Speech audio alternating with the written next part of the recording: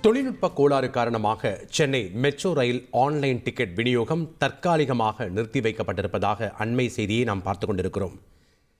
தொழில்நுட்ப கோளாறு காரணமாக தற்காலிகமாக நிறுத்தி வைக்கப்பட்டுள்ளதாக முதற்கட்ட தகவல் கிடைக்கப்பெற்றிருக்கிறது. மெட்ரோ ரயில் நிலைய கவுண்டர்களில் டிக்கெட் வாங்குமாறு பயணிகளுக்கு அறிவுறுத்தல் விடுக்கப்பட்டிருக்கிறது.